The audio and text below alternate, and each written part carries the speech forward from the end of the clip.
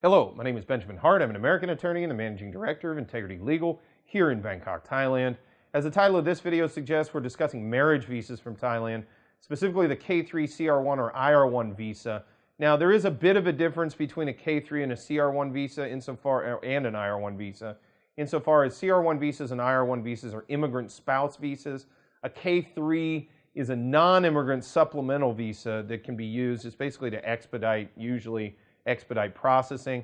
We're not seeing a lot of K3s moving right now, but that could change. It sort of fluctuates.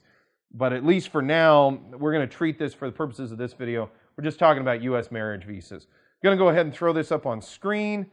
I found this at the U.S. consulate in London's website, and it's basically a mock visa. And I'm just going to kind of go over it here, the information contained on this. So they've got the issuing post. That's if it was issued in Thailand, they'd say U.S. Embassy Bangkok. You know, traveler's surname, their given name, birth date, birthplace, gender, nationality, marital status. So if they're married, it's an immigrant visa. As it notes there, this is an IR-1, so it's an immigrant spouse visa. This presumably is for someone who has been married for more than 2 years at the time they are going into the United States.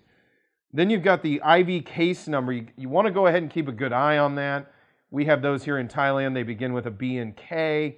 That's your case number, sort of your reference number for purposes of correspondence with the embassy, or before entry to the United States, correspondence with, for example, U.S. Customs and Border Protection. And then you've got registration number, and that's kind of like a visa number. It just keeps track of things internally. We do things a little different here in Bangkok with respect to that.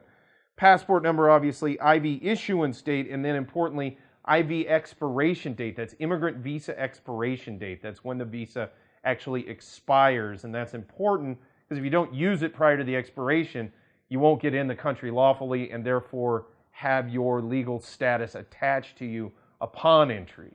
So again, keeping an eye on the expiration date is definitely a good idea because you don't want to enter the United States. Well, you may not even be able to board a plane if it expires. The other thing is a lot of people presume it's a 6-month expiration. Read your visa.